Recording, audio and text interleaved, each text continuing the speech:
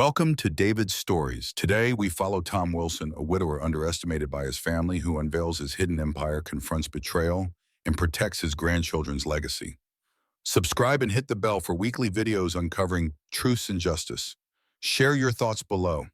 Let's start the stories. The air in the Sterling Reserve Steakhouse was thick with the scent of seared meat and aged wine, the kind of place where whispers carried further than laughter. I sat at table 8, a round mahogany centerpiece draped in burgundy linen, chosen for its unobstructed view of the dining room, a stage for the drama about to unfold. My name is Tom Wilson, and tonight my world was about to crack open like a fault line in an earthquake. I didn't know it yet, but the text I received just as my 5-year-old granddaughter Lily handed me her crayon-drawn portrait of her late grandmother Sarah would change everything. Leave now, don't say anything to your son. The words glowed on my phone screen, sharp and cold as a blade. They came from Emma, my daughter-in-law, a woman whose smile could cut glass. I glanced up, my pulse quickening, but kept my face steady. Across the table, Emma sipped her 200 glass of Pinot Noir, her designer dress glinting under the chandelier light like armor. Her parents, Richard and Margaret Sterling, sat like royalty, their faces polished with the kind of confidence only inherited wealth can buy.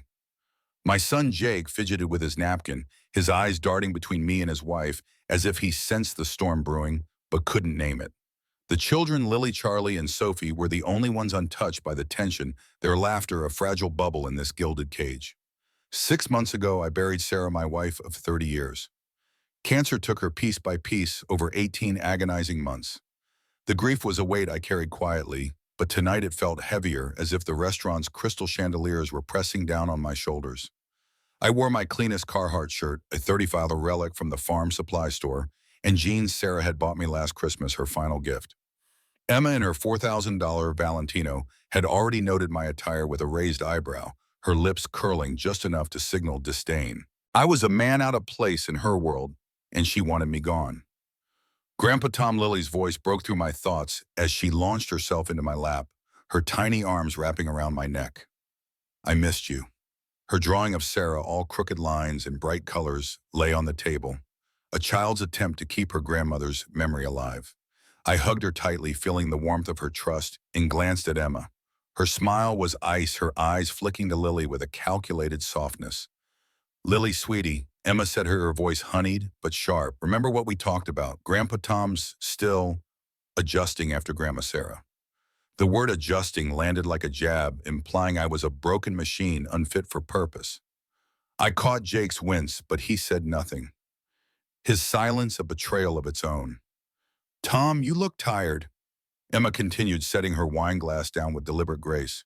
"No, hello, Dad. No warmth, just an immediate assessment of my supposed decline." Richard Sterling.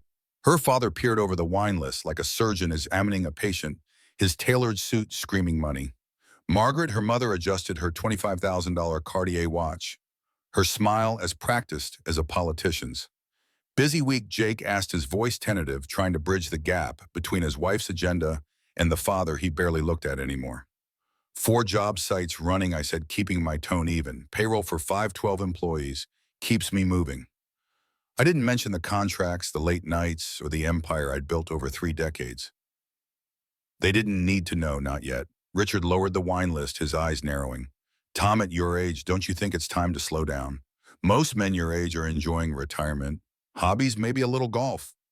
His tone suggested manual labor was beneath him, as if my calloused hands were a stain on their pristine tablecloth. "I enjoy working," I said, my voice steady but firm. The truth was, work was my lifeline, the only thing keeping me tethered after Sarah's death. Building things, hospitals, schools, futures, was how I honored her memory. Margaret leaned forward, her watch catching the light.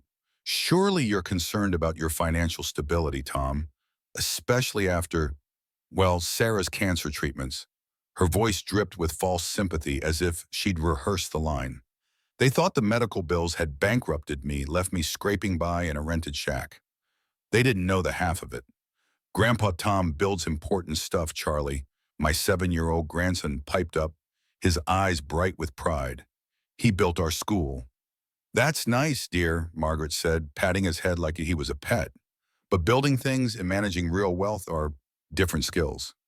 Her condescension was a practiced art honed over years of looking down on people like me.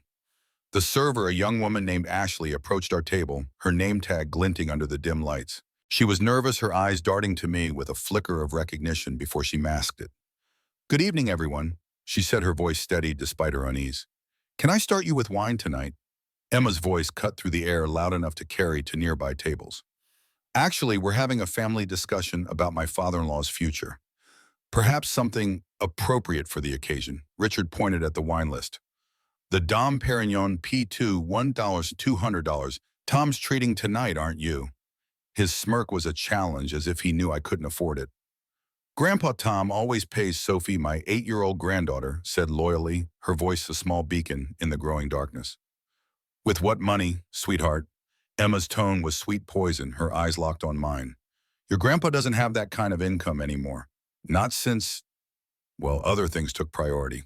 She meant Sarah's illness, the 18 months I spent fighting for her life, while they assumed I was drowning in debt. Ashley's gaze lingered on me, a silent question in her eyes. I leaned forward slightly. "Ashley, could you let Danny know I'm here?" "When he has a moment." She nodded quickly, her lips twitching as if she knew something the others didn't. "Of course, Mr. Wilson." She hurried toward the kitchen, her steps brisk. "Who's Danny?" Emma asked, her voice sharp with suspicion. "Just someone I know," I said, keeping my tone neutral. The truth was, Danny Martinez wasn't just anyone.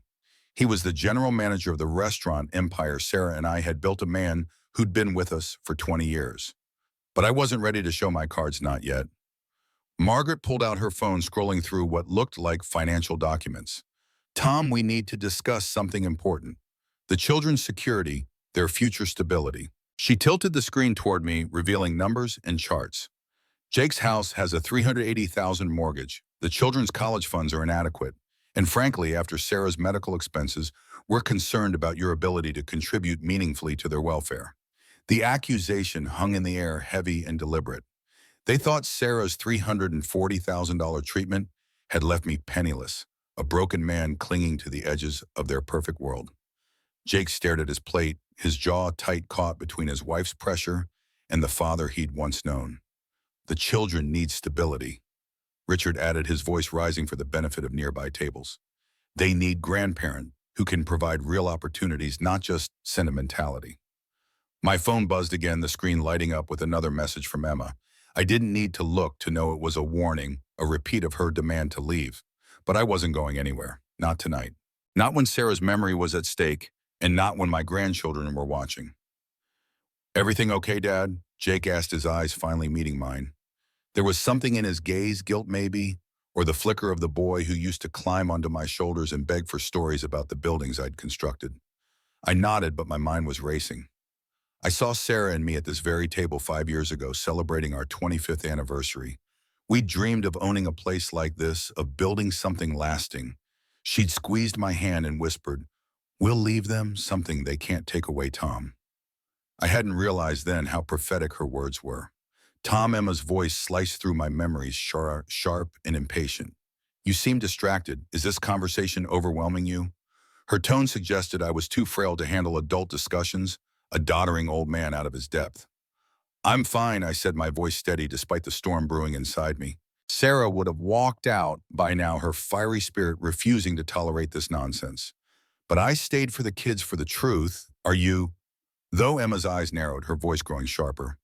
"Jake and I have been discussing your situation, your emotional state, since Sarah passed, your inability to accept help, your insistence on this facade of independence." "Facade of independence," I repeated, my voice low but edged with steel. The words stung not because they were true, but because they were meant to wound.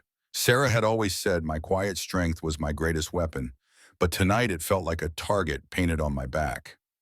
Emma, Jake started, his voice hesitant, but she cut him off. "No, Jake. This needs to be said for the children's sake." She turned to me, her posture rigid, her eyes blazing with purpose. "Tom, you're 58 years old. You lost your wife 6 months ago. You're clearly struggling financially. We've seen the mail piling up at your house, late notices, collection calls." Collection calls. The lie was so bold, I almost laughed. There hadn't been a single one, but Emma was building her case brick by vicious brick. Margaret nodded, her expression one of rehearsed sympathy. We understand grief, Tom, but grief becomes selfish when it affects the grandchildren. How is it affecting them? I asked, my voice calm but unyielding. I glanced at Lily, who was coloring quietly, her small world untouched by the venom at this table.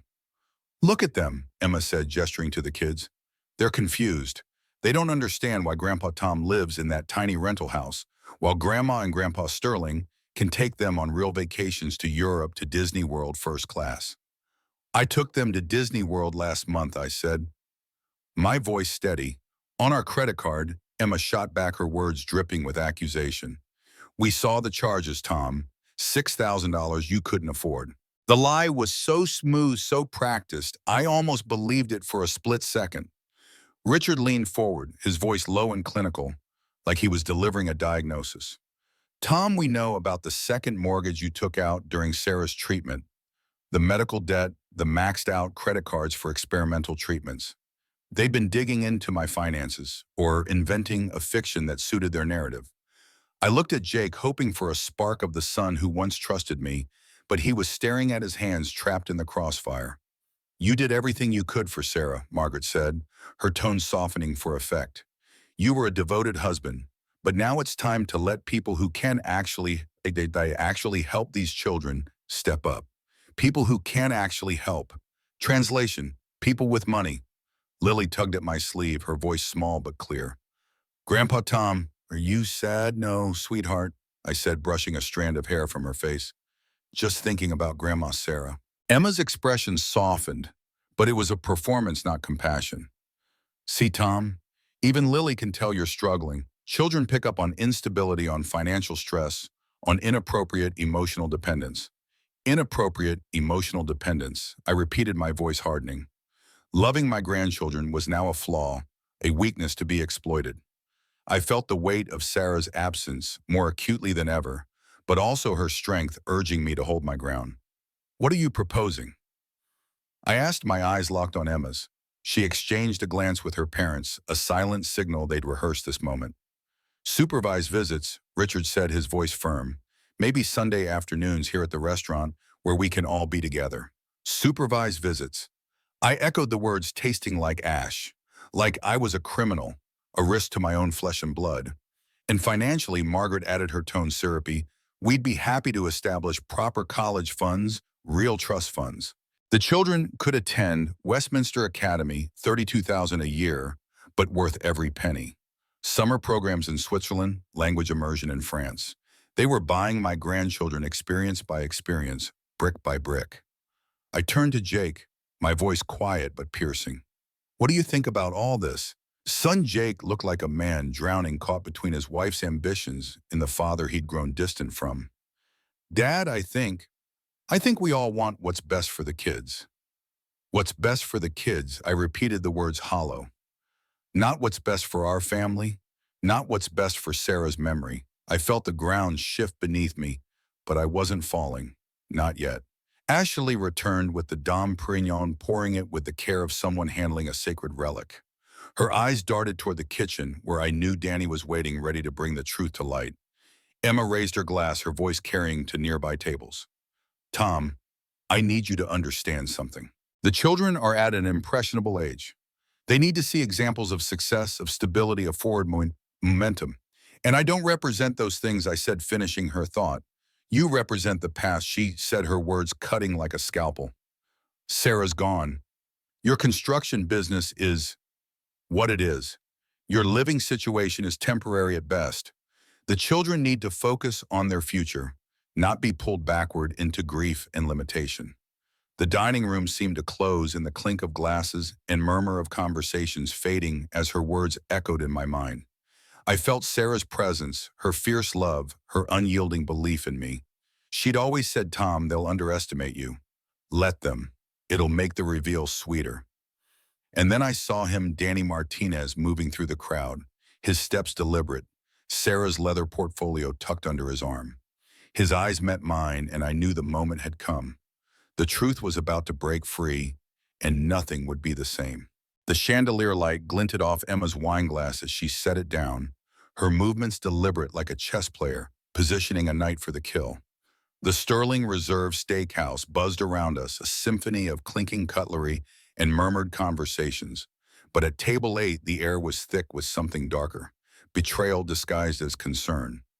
My daughter-in-law Emma had just fired her opening salvo, calling me tired, a broken man, unfit for the polished world she and her parents, Richard and Margaret Sterling, inhabited.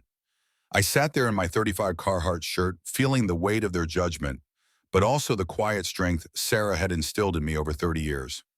My grandchildren, Lily, Charlie, and Sophie, were my anchor, their innocent smiles a reminder of what was at stake. Tom, Emma said, her voice smooth as silk but sharp as a blade. "We're worried about you." "Really?" She leaned forward, her $4,000 Valentino dress catching the light, a stark contrast to my faded jeans. Her parents flanked her like sentinels, Richard with his surgical precision over the wine list, Margaret with her Cartier watch gleaming like a badge of superiority. My son, Jake, sat across from me, his hands restless, his eyes avoiding mine. He was caught in the crossfire, and I could see the guilt etching lines into his face. "Worried?" I asked, keeping my tone neutral, though. My pulse quickened. I'd seen this play before. Sarah had warned me about people who weaponize concern to control. "What exactly are you worried about, Emma?" She sighed, a practiced sound meant to carry to the nearby tables. "Your health, for one. Your emotional state. It's been 6 months since Sarah passed, and you're still struggling." She paused, letting the word linger as if my grief were a crime. "It's not just about you, Tom. It's about the children, Lily." My 5-year-old granddaughter looked up from her coloring. Her brow furrowed. "Grandpa Tom's not struggling," she said, her voice small but fierce. "He tells me stories about Grandma Sarah." Emma's smile tightened, a flicker of irritation crossing her face before she masked it. "Sweetie, Grandpa Tom's stories are wonderful, but stories don't pay for college or vacations or a stable future." She turned back to me, her eyes cold. "The children need more than nostalgia, Tom. They need security." I felt a spark of anger but smothered it. Sarah had always said, "Let them underestimate you, Tom. It's their weakness, not yours." I glanced at Jake, hoping for a sign he'd stand up to his wife, but he was staring at his plate, his fork tracing invisible patterns. The silence from him stung more than Emma's words. Richard Sterling cleared his throat, setting down the wine list with a flourish. "Tom, let's be practical. At your age, manual labor isn't sustainable. Most men your age are retired enjoying their grandchildren, not hauling bricks." He said hauling bricks like it was a disease, his tailored suit a silent rebuke to my workman's hands. "I enjoy my work," I said, my voice steady. "Building things, schools, hospitals, it's what I do." I didn't mention the 512 employees who depended on me or the $247 million hospital wing I was constructing. They didn't need to know, not yet. Margaret leaned forward, her watch catching the light like a warning signal. "But surely you're concerned about your financial stability, Tom, after Sarah's ordeal." Her voice softened, but it was a performance, not empathy. "Cancer treatments are expensive. We understand the burden it must have placed on you." The word burden hit like a punch, implying Sarah's illness had broken me. They thought the $340,000 in medical bills had left me penniless, living in a rented shack, scraping by on a construction worker's wage.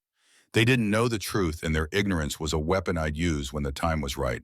"Grandpa Tom built our school," Charlie, my 7-year-old grandson, piped up, his eyes bright with pride. "He's building a big hospital, too."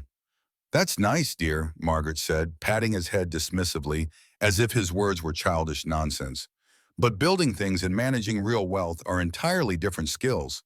Her condescension was a blade slicing through the air to wound me publicly. The server Ashley returned, her hands steady as she poured the $1.200 Dom Perignon P2 Richard had ordered. Her eyes flicked to me again, a silent acknowledgement that carried a weight the Sterlings couldn't see. "Anything else I can get for you?" she asked, her voice professional, but laced with something else, anticipation maybe. "Actually," Emma said, her voice rising to ensure nearby tables could hear, "we're discussing something important. Tom's future and how it affects the children." She turned to Ashley, her smile a mask of authority. "Perhaps you could give us a moment." Ashley nodded, but before she left, I caught her eye. "Ashley, make sure Danny knows I'm here," I said quietly. "He'll want to join us soon." Her lips twitched a ghost of a smile, and she hurried toward the kitchen. Emma's eyes narrowed. "Who's Danny Tom? Another one of your associates?" Her tone dripped with disdain as if I were consorting with lowlifes. Just someone I know, I said, keeping my voice even. Danny Martinez wasn't just anyone. He was the general manager of the restaurant empire. Sarah and I had built a man who knew every secret in my ledger. But I wasn't ready to tip my hand. Margaret pulled out her phone, scrolling through what looked like financial documents, her movements precise and calculated. Tom, we need to talk about the children's future. Their security. She tilted the screen toward me, revealing charts and numbers meant to intimidate. Jake's house has a $380,000 mortgage. The children's college funds are woefully inadequate. And frankly, after Sarah's medical expenses, we're concerned about your ability to contribute meaningfully to their welfare. The accusation was a dagger aimed at my heart. They thought Sarah's 18-month battle with cancer had drained me dry, that I was a man on the edge clinging to a fading legacy. Jake's eyes stayed glued to his plate, his silence louder than any words. Stability. Richard added his voice, carrying to the neighboring tables. The children need grandparents who can provide real opportunities, not just sentimentality. He leaned back, his posture commanding, as if he'd already won. My phone buzzed again, the screen lighting up with another message from Emma. I didn't need to read it to know it was a repeat of her demand: leave, disappear, vanish from her perfect picture. But I wasn't going anywhere. Not when Lily was clutching her drawing of Sarah, not when Charlie's eyes shone with pride, not when Sophie whispered, "Grandpa Tom always pays." Tom, Emma said, her voice sharpening, "You seem distracted. Is this too much for you?" She tilted her head, her expression a mix of pity and triumph. Jake and I have been discussing your situation, your emotional state since Sarah passed, your refusal to accept help, your insistence on this facade of independence. Facade? I said, my voice low but edged with steel. The word was a slap, implying my life, my work, my love for my grandchildren was a lie. Sarah would have walked out by now, her fiery spirit refusing to tolerate this nonsense. But I stayed for the kids, for the truth I knew was coming. Emma. Jake started, his voice hesitant, but she cut him off with a wave of her hand. No, Jake. This needs to be said for the children's sake. She turned to me, her eyes blazing with purpose. Tom, you're 58 years old. You lost your wife 6 months ago. You're clearly struggling financially. We've seen the mail piling up at your house, late notices, collection calls. The lie was so brazen I almost laughed. There were no late notices, no collection calls. Emma was building a narrative brick by vicious brick, and she was good at it. Margaret nodded, her expression one of rehearsed sympathy. We understand grief, Tom, but grief becomes selfish when it affects the grandchildren. How is it affecting them? I asked, my voice calm but unyielding. I glanced at Sophie, who was coloring a picture of a house, her small hands steady despite the tension at the table. Look at them, Emma said, gesturing to the kids. They're confused. They don't understand why Grandpa Tom lives in that tiny rental house, while Grandma and Grandpa Sterling can take them on real vacations to Europe, to Disney World first class. I took them to Disney World last month. I said, my voice steady though, the memory of that trip. Lily's laughter on the teacups, Charlie's awe at the fireworks tightened my chest. On our credit card, Emma shot back, her words dripping with accusation. We saw the charges, Tom. $6,000 you couldn't afford. The lie was so smooth, so practiced, I almost believed it for a split second. Richard leaned forward, his voice low and clinical. Tom, we know about the second mortgage you took out during Sarah's treatment, the medical debt, the maxed out credit cards for experimental treatments. They'd been digging or inventing a fiction that suited their narrative. I looked at Jake, hoping for a spark of the son who once trusted me, but he was staring at his hands, trapped in the crossfire. The dining room was starting to notice, heads turning, conversations dipping as Emma's voice carried. You did everything you could for Sarah, Margaret said, her tone softening for effect. You were a devoted husband, but now it's time to let people who can actually help these children step up. People who can actually help. Translation. People with money. Lily tugged at my sleeve, her voice small but clear. Grandpa Tom, are you sad? No, sweetheart, I said, brushing a strand of hair from her face. Just thinking about Grandma Sarah. Emma's expression softened, but it was a performance, not compassion. See, Tom, even Lily can tell you're struggling. Children pick up on instability, on financial stress, on inappropriate emotional dependence. Inappropriate emotional dependence, I repeated, my voice hardening. Loving my grandchildren was now a flaw, a weakness to be exploited. I felt Sarah's presence, her fierce love, her unyielding belief in me. She'd always said, Tom, they'll try to break you. Don't let them. What are you proposing? I asked, my eyes locked on Emma's. She exchanged a glance with her parents, a silent signal they'd rehearsed this moment. Supervised visits, Richard said, his voice firm. Maybe Sunday afternoons here at the restaurant where we can all be together. Supervised visits, I echoed the words, tasting like ash. Like I was a criminal, a risk to my own flesh and blood. And financially, Margaret added, her tone syrupy, we'd be happy to establish proper college funds, real trust funds. The children could attend Westminster Academy, $32,000 a year, but worth every penny. Summer programs in Switzerland, language immersion in France. They were buying my grandchildren experience by experience, brick by brick. I turned to Jake, my voice quiet but piercing. What do you think about all this? When Jake looked like a man drowning, caught between his wife's ambitions and the father he'd grown distant from. Dad, I think we all want what's best for the kids. What's best for the kids. I repeated the words hollow. Not what's best for our family, not what's best for Sarah's memory. I felt the ground shift beneath me, but I wasn't falling, not yet. Emma raised her glass, her voice carrying to nearby tables. Tom, I need you to understand something.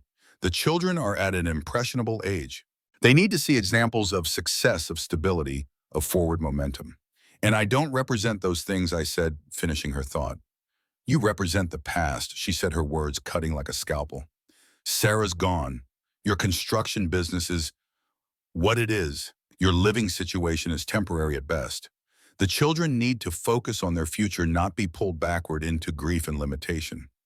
The dining room seemed to close in the clink of glasses and murmur of conversations fading as her words echoed in my mind. I felt Sarah's presence, her fierce love, her unyielding belief in me. She'd always said, Tom, they'll underestimate you. Let them. It'll make the reveal sweeter. But the attacks kept coming. Emma leaned forward, her voice dropping to a conspiratorial whisper loud enough for the neighboring tables to hear. Tom, we've seen the signs. The unpaid bills, the collection notices piling up at your rental house. You can't keep up this pretense of independence. There are no collection notices. I said, my voice calm but firm. The lie was bold, but I wouldn't let it shake me. Are there not? Emma raised an eyebrow, her tone mocking. Jake, tell him.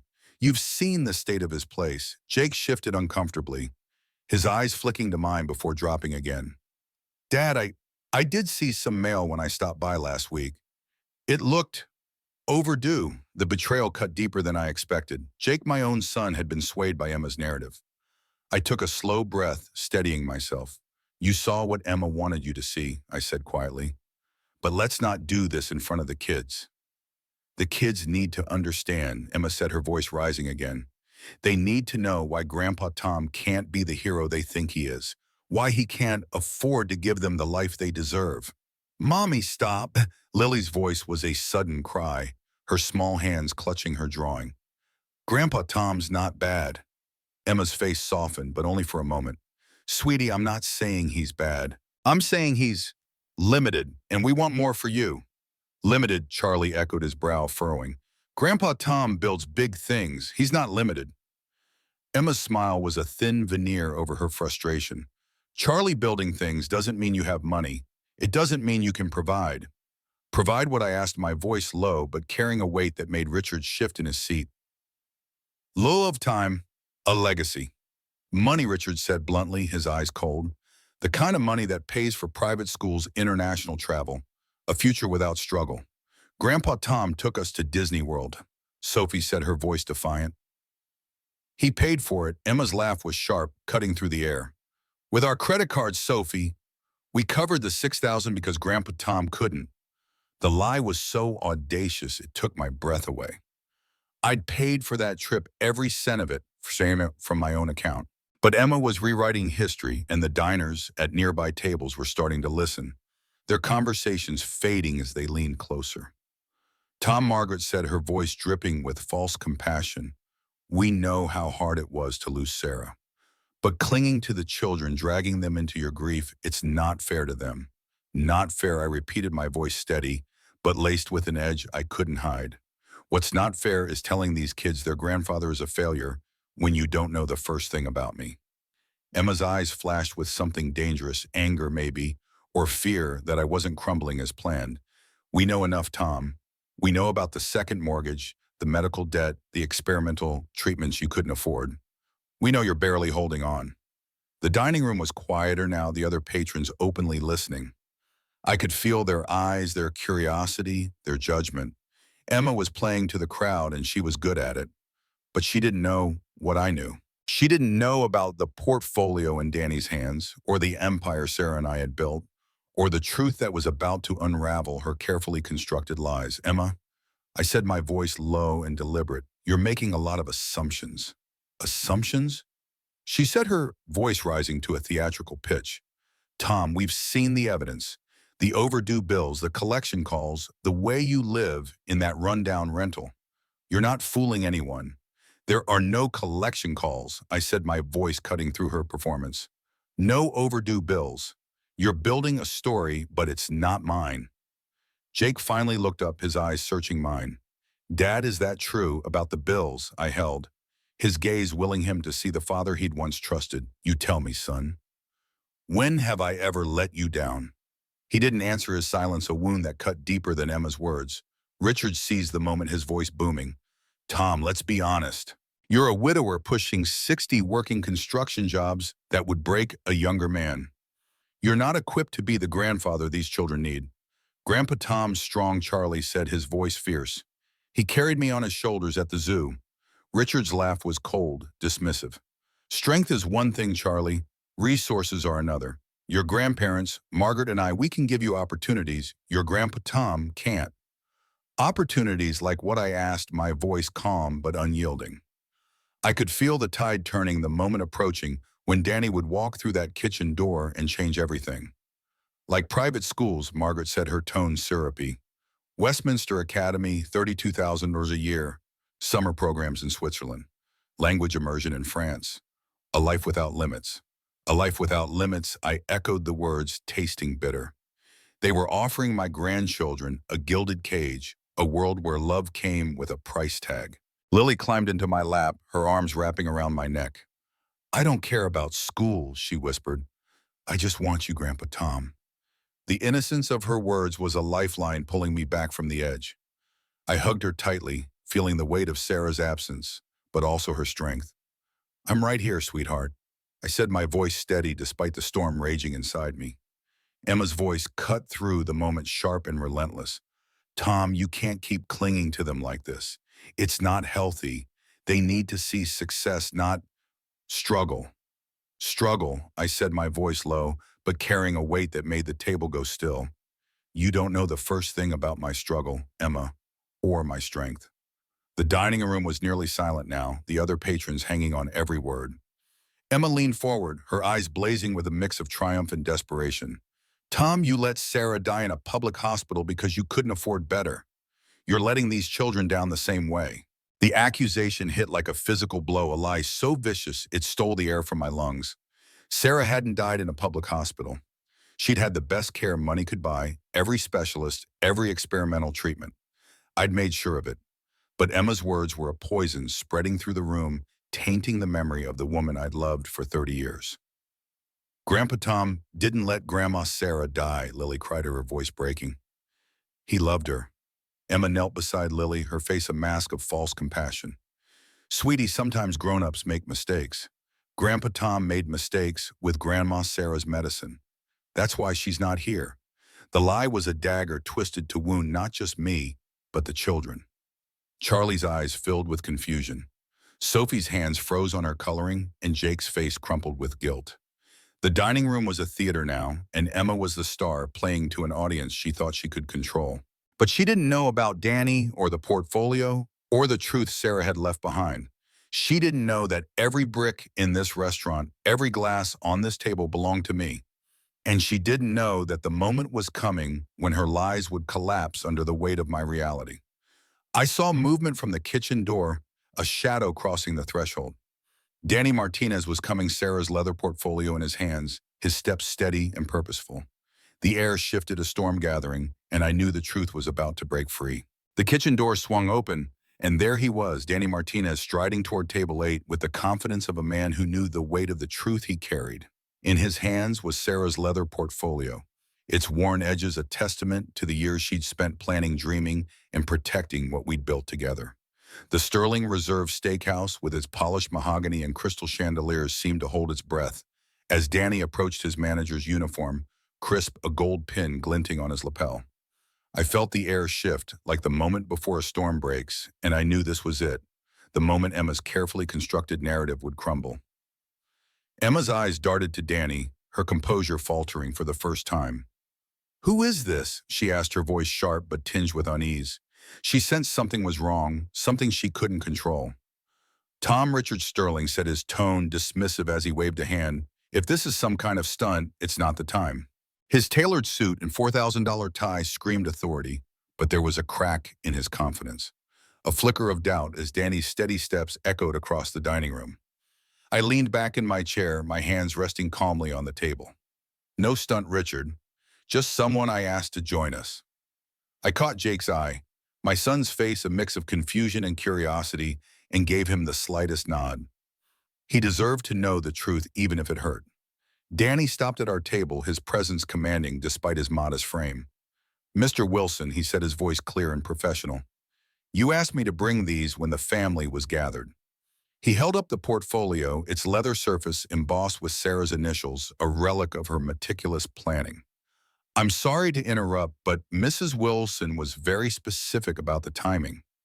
Emma's smile was a thin veneer over her growing panic. "Excuse me," she said, her voice icy. "We're having a private family discussion. Whatever this is, it can wait." Danny's expression didn't waver, but his eyes held a glint of steel. "Ma'am, I'm Danny Martinez, General Manager of Sterling Reserve. Mr. Wilson requested I bring some documents when the family was discussing finances and the children's future." He glanced at me, waiting for my signal. "Go ahead, Danny," I said, my voice steady but laced with anticipation. The dining room was quieter now, the clink of glasses and hum of conversations fading as curious eyes turned toward us. This wasn't just a family dispute anymore. It was a spectacle, and I was ready to let the truth take center stage. "What kind of documents?" Margaret Sterling demanded, her Cartier watch catching the light as she gripped her phone, her fingers trembling slightly. She was used to controlling narratives, but the portfolio in Danny's hands was a wild card she hadn't anticipated. "Legacy information," Danny said, his voice carrying clearly across the room. "Property holdings, educational trust funds, business records, things Mrs. Wilson wanted the family to understand about their inheritance." "Inheritance?" Emma's voice cracked, the word hitting her like a cold wave.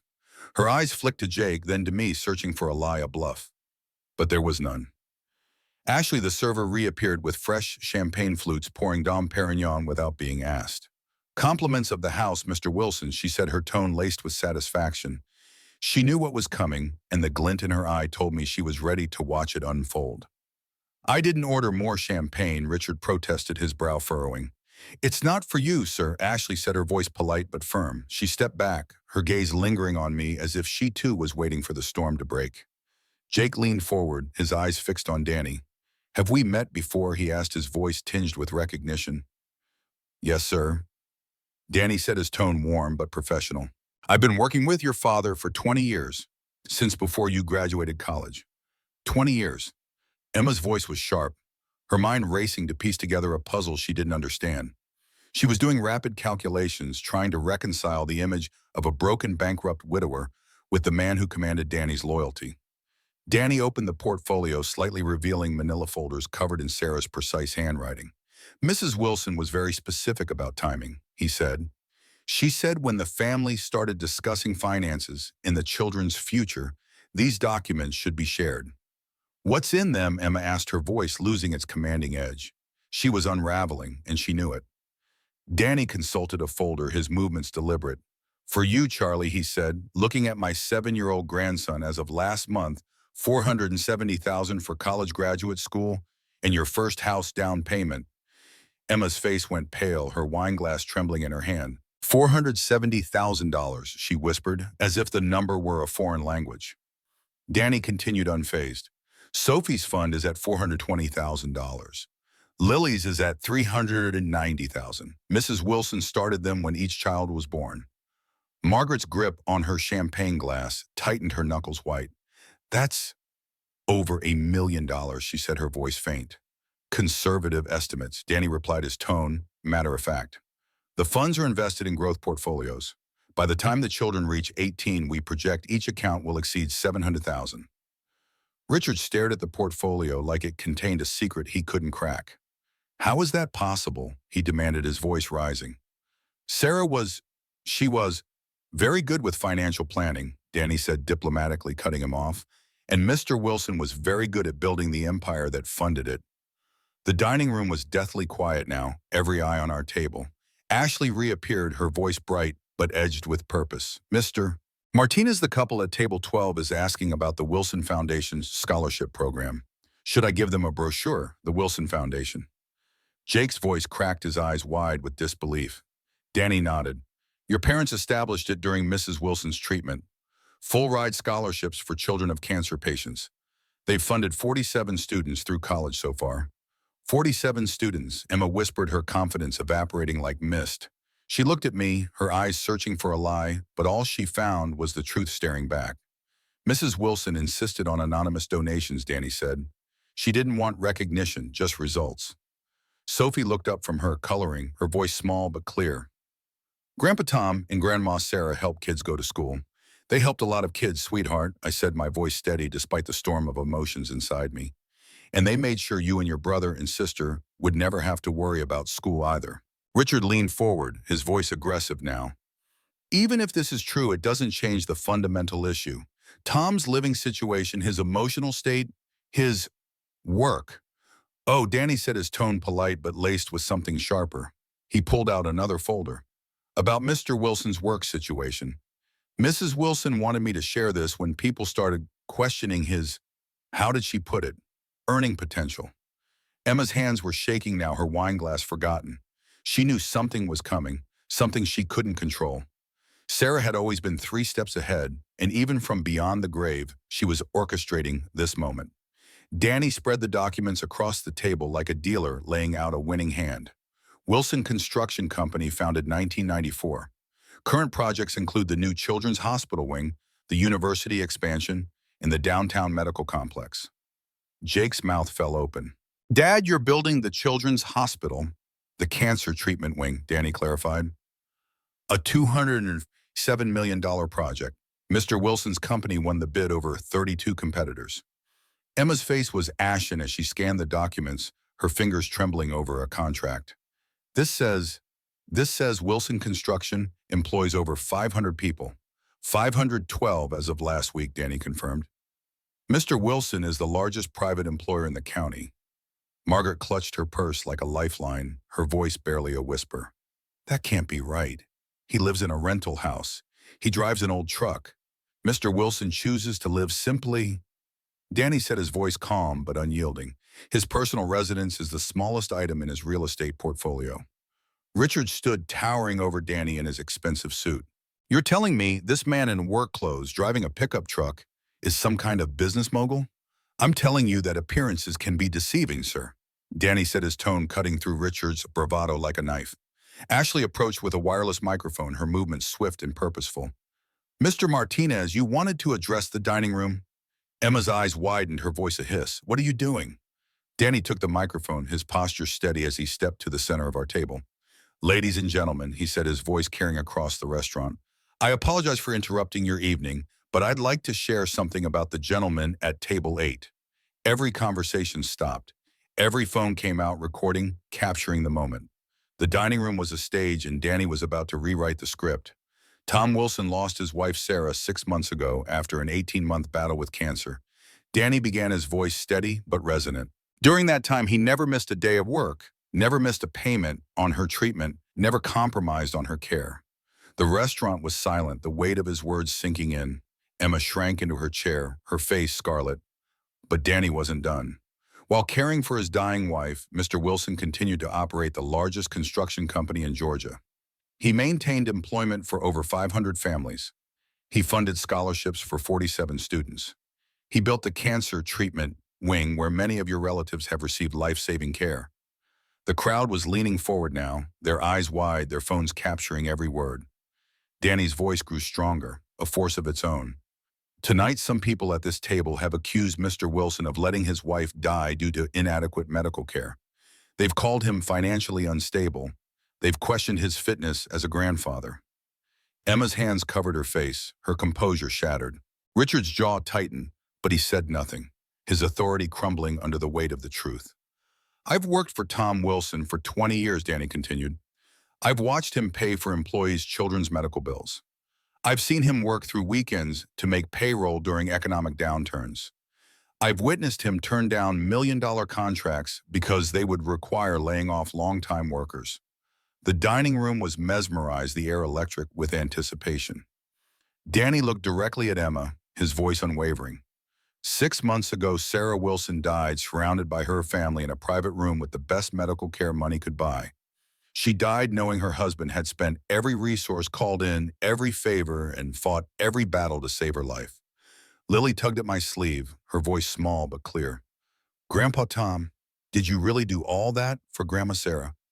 Everything I could, sweetheart, I said, my voice thick with emotion. Everything.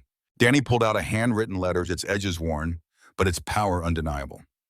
Mrs. Wilson left specific instructions about what to do with people who tried to exploit her husband's grief. He said, his eyes locked on Emma. She wrote this 3 weeks before she died, to be read aloud if anyone accused her husband of failing her or her family. Emma's hands dropped from her face, her eyes wide with dread. Jake leaned forward, his voice barely a whisper. She wrote this? Danny unfolded the letter, Sarah's unmistakable handwriting glowing under the chandelier light. If you're hearing this, he read, it means someone has accused my husband Tom of not providing adequate care during my illness, or of being unfit to care for our grandchildren after my death. The dining room was still, every eye on Danny, every heart pounding. Emma's hands were shaking, her face a mask of fear and shame. To those people, Danny continued, I want to say this.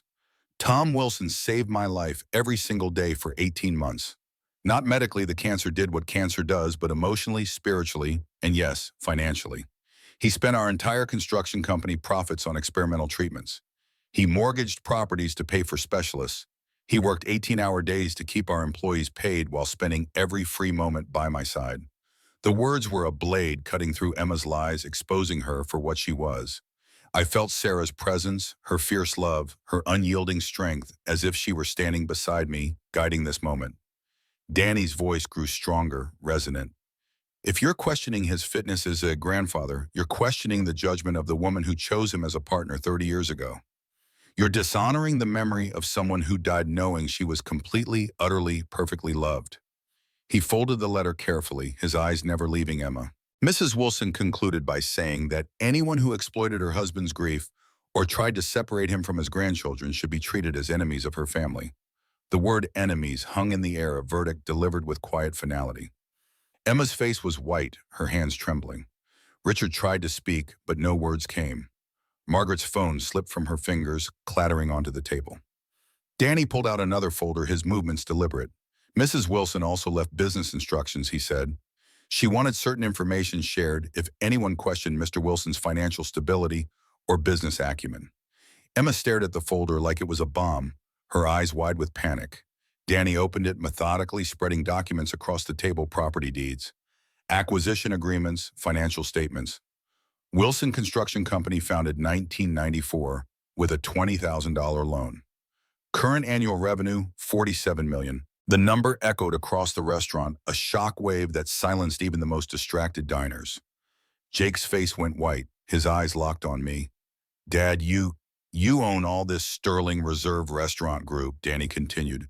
Acquired 2021, 12 locations across 3 states. Annual revenue, $34 million.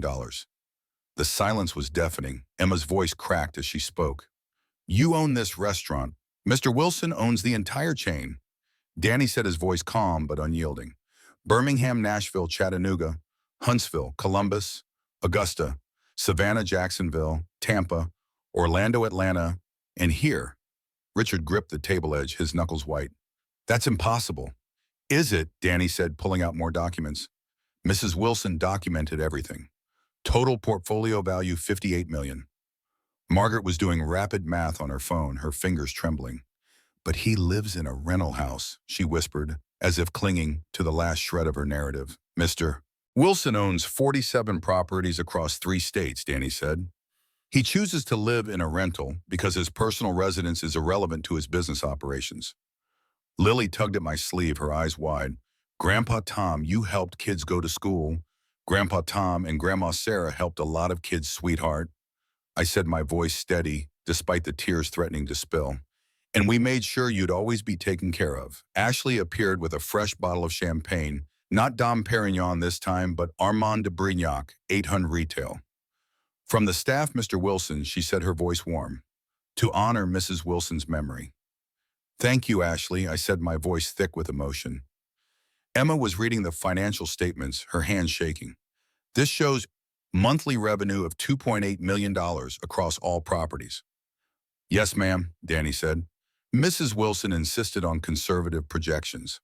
Charlie looked up from his coloring, his voice curious. Is Grandpa Tom famous? Danny smiled. Your grandpa employs 512 people directly, another 200 through subcontractors. When people in this city need work, they call Wilson Construction. But the pickup truck, Margaret protested, her voice weak. The work clothes. Mr. Wilson drives a truck because he visits construction sites daily, Danny said. He wears work clothes because he works with his hands. Mrs. Wilson always said, success is what you build, not what you wear. Jake was staring at me, his eyes filled with a mix of awe and guilt. Dad, why didn't you tell me? Because I wanted you to respect the man, not the money. I said, my voice quiet but firm. Danny pulled out another document, his voice steady. Mrs. Wilson had also left instructions about the grandchildren's education. Full scholarships to any university they choose. Graduate school included, plus study abroad programs, internships, mentorships, budgeted at $2 million per child. $2 million each. Richard's voice was faint, his authority shattered. Mrs. Wilson believed education was the best investment, Danny said. She also established the Sarah Wilson Cancer Research Foundation. Annual budget, $1.5 million. Sophie looked up from her artwork, her voice soft. There's a foundation named after Grandma Sarah. The cancer treatment wing your grandpa is building, Danny said.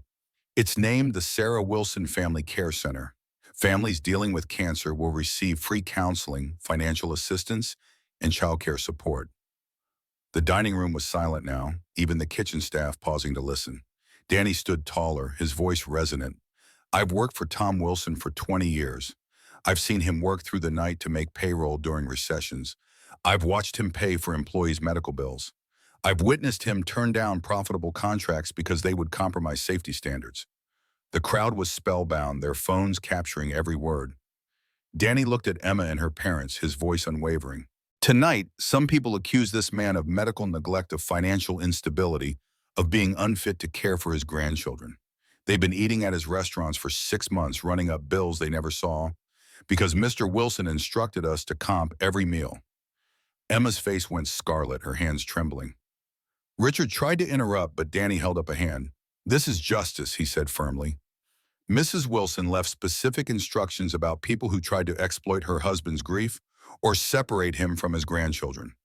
He pulled out one final document, a list of names. A list of individuals permanently banned from all Wilson family properties and businesses. Emma's voice was barely audible. Permanently banned, Mrs. Wilson was very clear, Danny said. Anyone who questioned her husband's character or fitness as a grandfather. Anyone who tried to manipulate his grief for personal gain. Anyone who attempted to poison his grandchildren against him. Permanent exclusion from the family legacy. The dining room erupted in murmurs, phones recording the moment, the truth spreading like wildfire. Lily climbed into my lap, her arms around my neck. I love you, Grandpa Tom, she whispered. I love you too, sweetheart. I said, my voice thick with emotion. The tide had turned, and Emma's empire of lies was crumbling. But this was only the beginning. The silence in the Sterling Reserve Steakhouse was deafening, a vacuum that sucked the air from the room as Danny Martinez folded Sarah's letter and placed it back into the leather portfolio. His words, her words, had landed like a guillotine, severing Emma's carefully constructed narrative with surgical precision. Table 8 was no longer just a family gathering. It was a courtroom, and the dining room was the jury. Their phones raised, capturing every moment of this unraveling drama. I sat there, my hands steady on the table, my Carhartt shirt, a quiet rebellion against the Sterling's polished veneer. My grandchildren, Lily, Charlie, and Sophie, were the only ones untouched by the tension, their eyes wide with confusion and trust. Jake, my son, stared at me, his face a battlefield of guilt and awe. Emma and her parents, Richard and Margaret, were crumbling, their confidence shattered by the truth I'd held back for so long. Emma's hands trembled as she clutched her wine glass, her face a mask of shock and shame. This, this can't be right, she whispered, her voice barely audible over the murmurs rippling through the dining room. She looked at me, her eyes pleading for a way out, but there was none.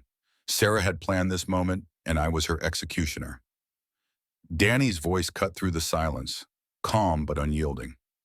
Mrs. Wilson left one final instruction, he said, pulling out a single sheet of paper from the portfolio. A directive for anyone who accused Mr. Wilson of financial inadequacy or questioned his fitness as a grandfather. He held up the document, its stark black ink, a testament to Sarah's foresight.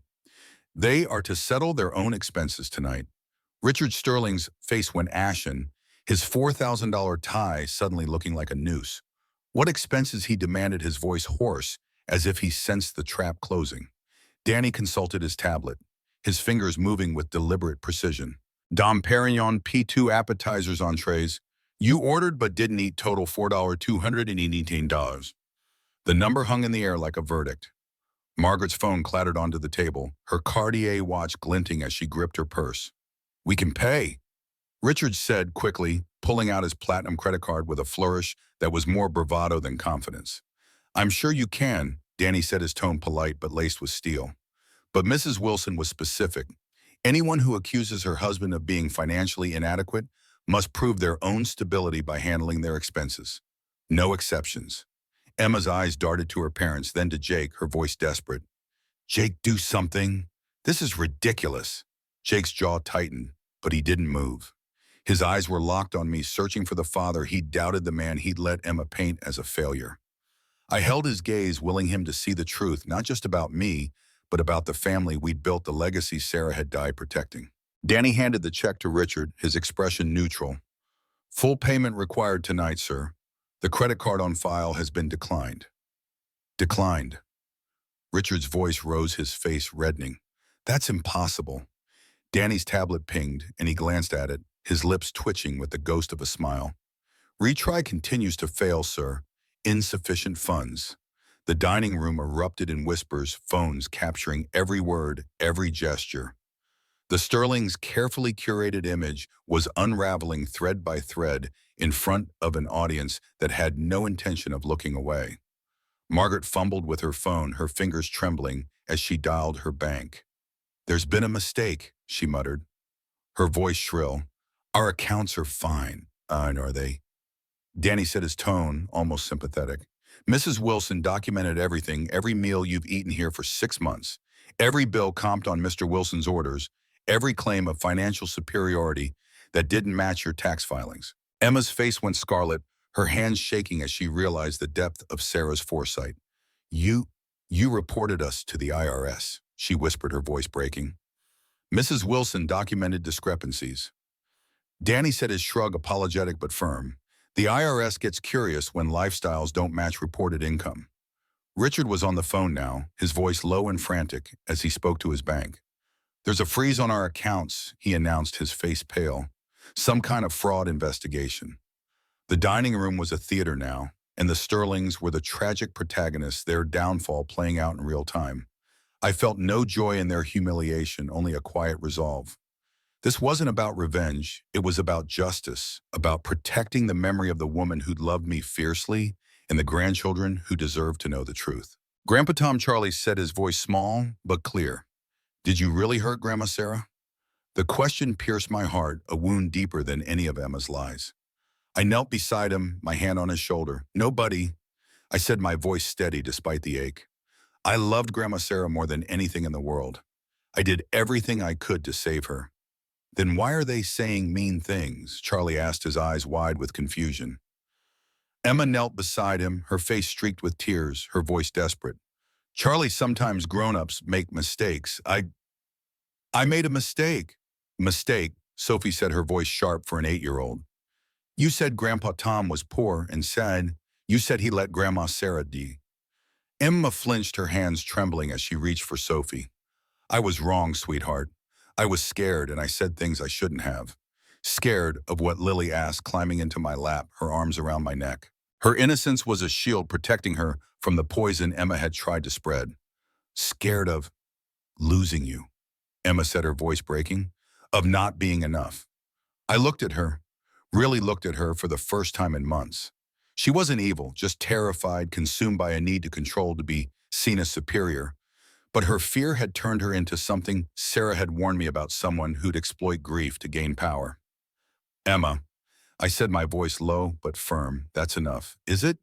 She said, standing, her voice rising as she addressed the dining room. I've watched this man drag our family down with his grief, his denial, his financial instability.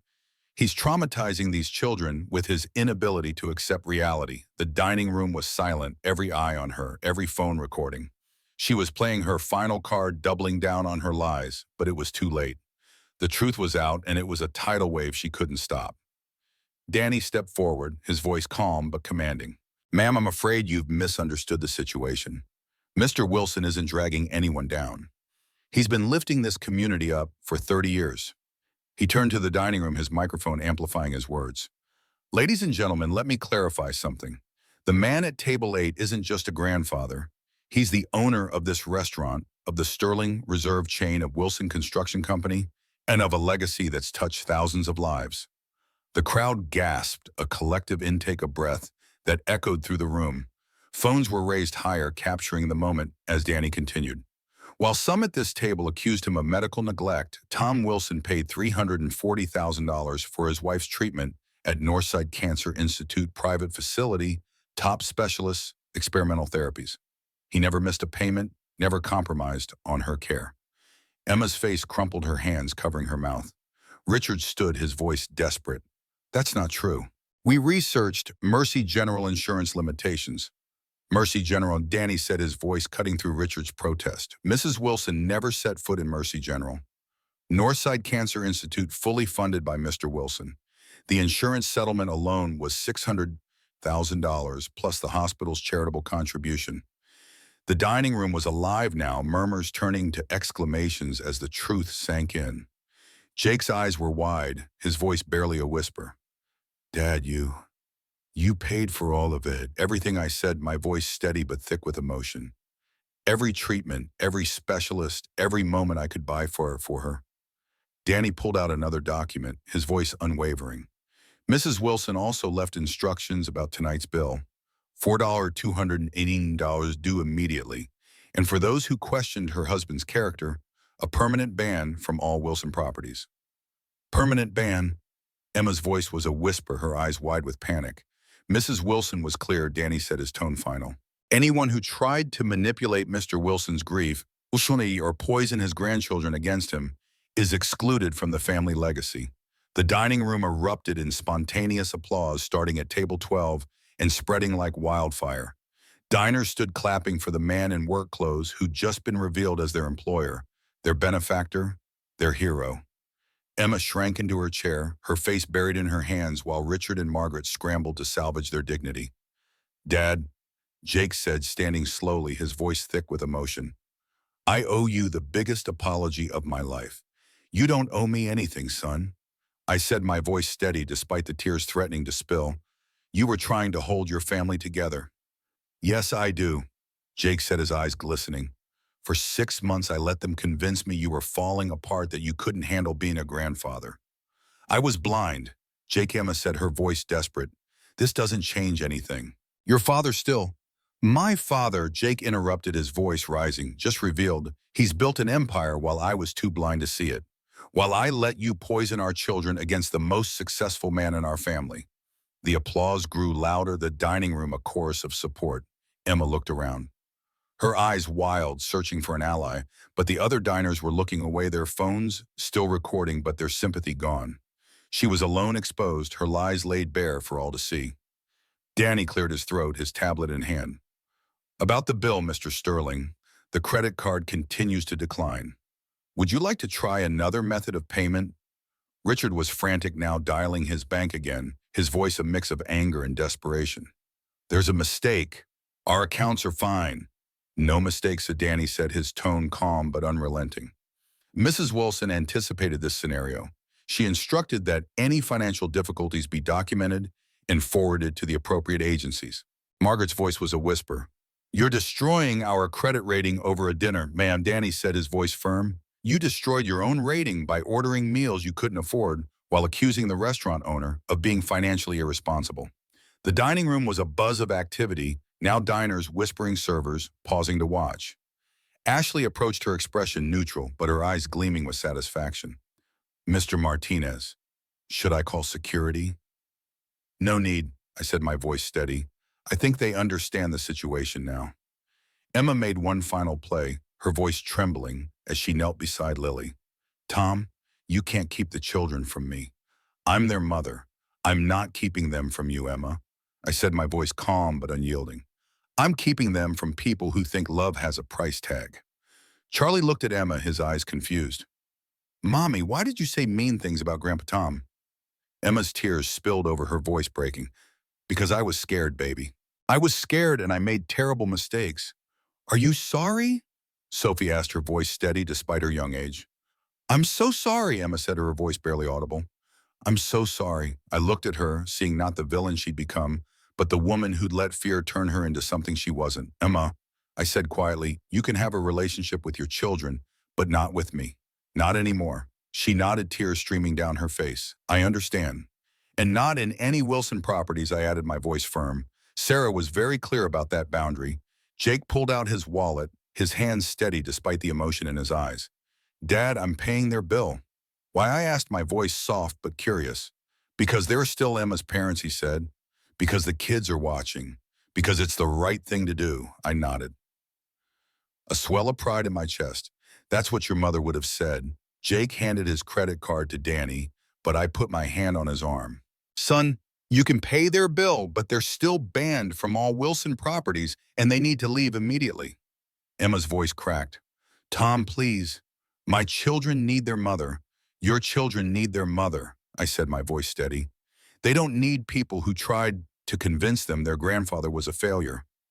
Richard made one last attempt at dignity, his voice strained.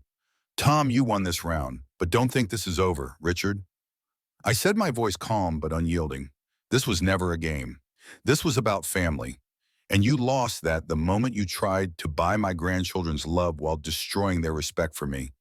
Emma hugged each child goodbye, her voice trembling as she promised to call tomorrow to work things out to be better. But their responses were different now, polite but distant, their trust shaken by the lies they'd heard. Lily clung to me, her small hand in mine, and whispered, "Grandpa Tom, I'm proud of you." "I'm proud of you too, sweetheart," I said, my voice thick with emotion.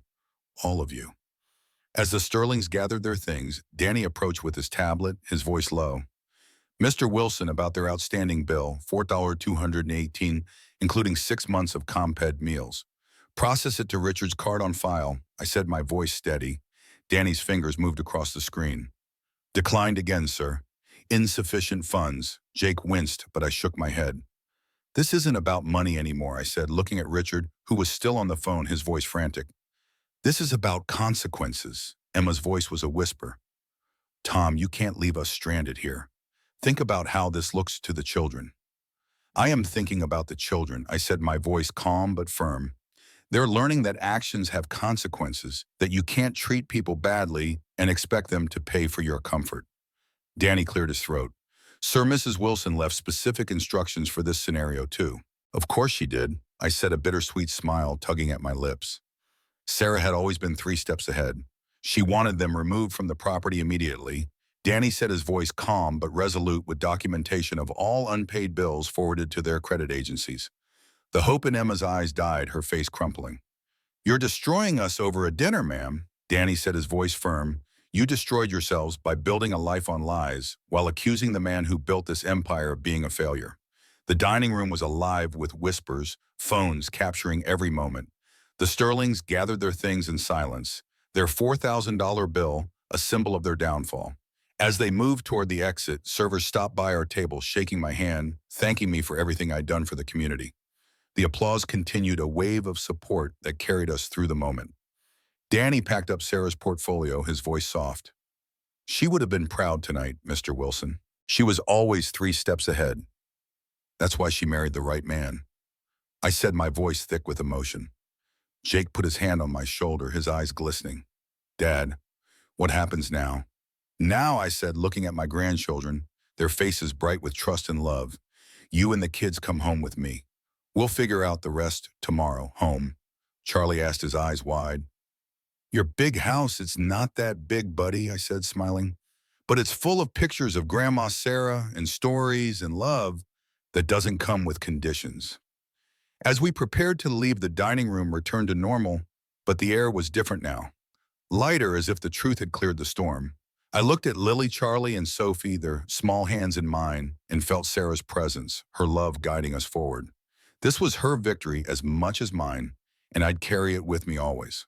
The air outside the Sterling Reserve Steakhouse was crisp, carrying the faint scent of autumn leaves as Jake, the children, and I stepped into the night.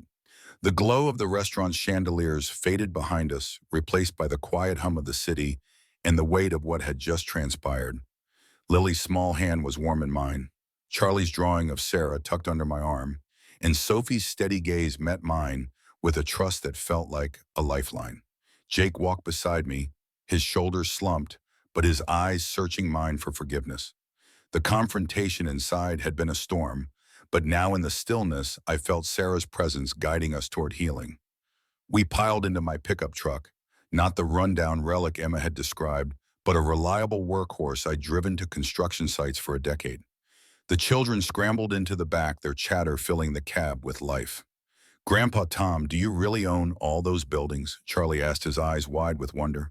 Not all of them, buddy, I said, smiling as I started the engine. Just enough to keep people working and kids like you dreaming big. Jake buckled his seatbelt, his voice quiet. Dad, I don't even know where to start. You don't have to start anywhere, son, I said, glancing at him. We're going home. That's enough for tonight. Home, Jake echoed the word, heavy with memory. He was thinking of the house where he'd grown up, where Sarah and I had raised him, where every corner held a story of love and sacrifice. The drive to my real home, not the rental Emma had sneered at, but the 2-story colonial Sarah and I had bought 25 years ago, was quiet, save for the children's occasional questions. Will Mommy be okay? Lily asked, her voice small. She'll figure things out, sweetheart. I said, my tone gentle but firm. Your mom made some mistakes, but she loves you. That's what matters. Sophie, ever the thoughtful one, tilted her head. But she lied about you, Grandpa Tom. Why? I took a deep breath, choosing my words carefully. Sometimes people lie because they're scared of the truth, Sophie. Your mom was scared of losing control, of not being enough. But the truth always comes out. As we pulled into the driveway, the house stood warm and inviting, its windows glowing with the soft light of lamps Sarah had chosen. The kids tumbled out, their excitement cutting through the night's heaviness. Is this your big house? Charlie asked, his eyes wide, as he took in the wraparound porch and sprawling lawn. It's our house, I said, unlocking the front door. Yours too, whenever you need it. Inside, the air smelled of cedar and memories.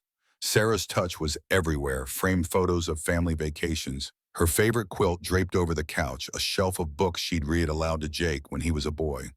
The kids ran to the living room, their laughter a balm to the wounds of the evening. Jake lingered in the doorway, his eyes scanning the space as if seeing it for the first time. I forgot how much this place feels like Mom, he said, his voice thick. She's still here, I said, placing a hand on his shoulder. In every brick, every story, every moment we share with the kids. We settled into the living room, the kids sprawled on the rug with a box of Sarah's old photo albums. Lily flipped through one, her fingers tracing a picture of Sarah laughing at a beach bonfire. Grandma Sarah was so pretty, she said, her voice soft. She was, I said, sitting beside her. And she loved you kids more than anything. Charlie held up a photo of Sarah and me at a groundbreaking ceremony, our hard hats tilted at jaunty angles. Did Grandma Sarah help you build stuff too? She was the brains behind it all, I said, smiling. She kept the books planned, the projects, made sure every worker got paid. Your grandma was the strongest person I ever knew. Jake sat on the couch, his hands clasped tightly. Dad, I let you down. I let Mom down. I let Emma convince me you were less than you are. You were trying to protect your family, Jake. I said, my voice steady. That's what fathers do. You made a mistake, but you're here now. That's what counts. He nodded, his eyes glistening. I want to make it right. For you, for the kids, for mom's memory. You will, I said. One day at a time. The next morning, my phone buzzed with notifications, texts from Danny, voicemails from local reporters, and a flood of social media alerts. The video from the restaurant had gone viral, racking up 3 million views by dawn. Clips of Danny's speech, Emma's unraveling, and the crowd's applause were everywhere: TikTok, Instagram, X.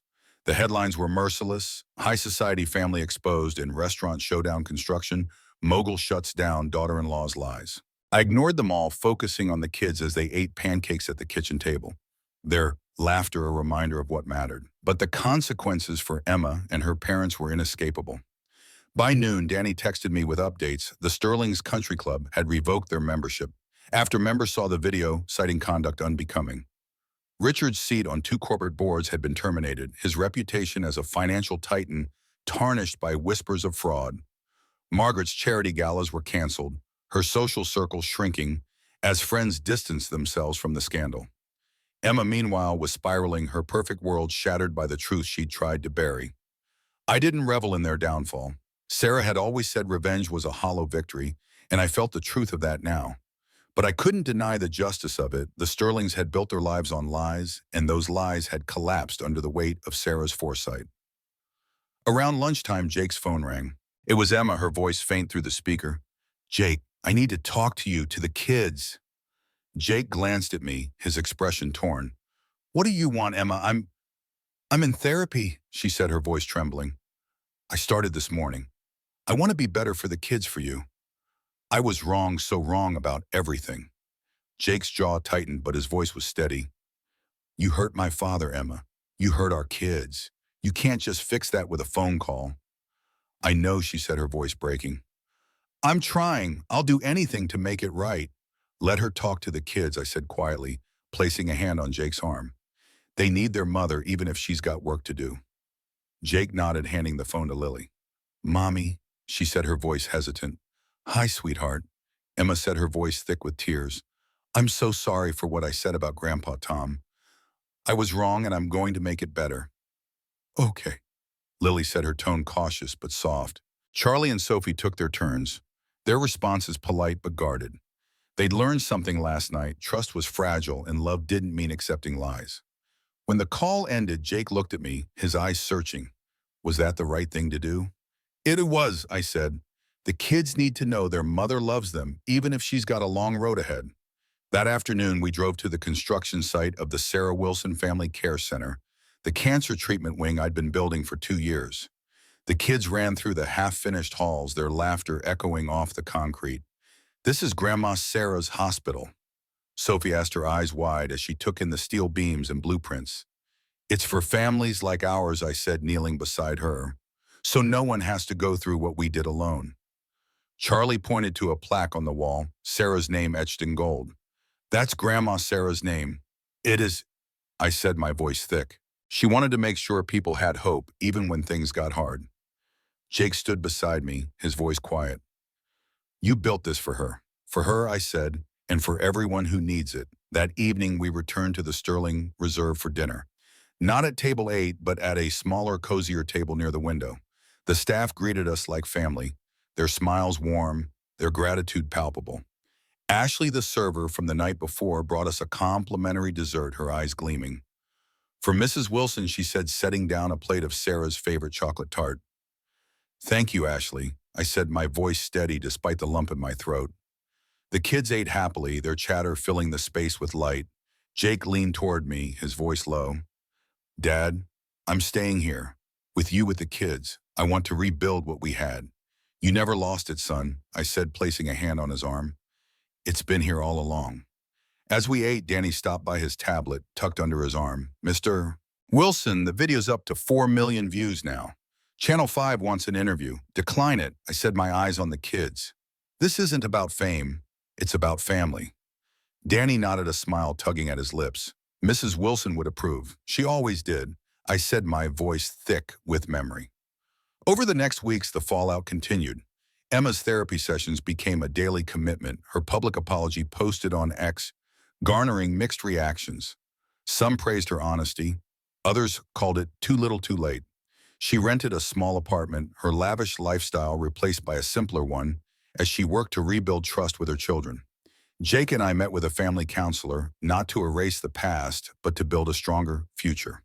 The kids visited Emma on weekends, their guarded trust slowly softening as she showed signs of change.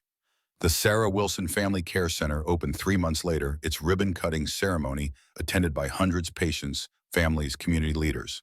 The kids stood beside me as I spoke, my voice steady despite the tears in my eyes. "This is for Sarah," I said, "and for every family fighting to hold on to hope."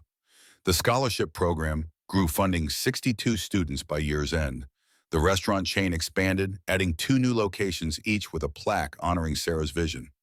And every Sunday, Jake and the kids came to the house, filling it with laughter stories and the kind of love that didn't come with conditions. One night, as I tucked Lily into bed, she handed me a new drawing, a picture of Sarah and me standing in front of a hospital, the kids beside us. "This is us," she said, her voice sleepy but sure. "All together." I kissed her forehead, my heart full. "All together," I echoed. As I turned out the light, I felt Sarah's presence, her love, a quiet strength that had carried us through the storm. The truth had won, not just in the restaurant that night, but in every moment we chose love over lies, family over fear. And that, I knew, was her greatest legacy.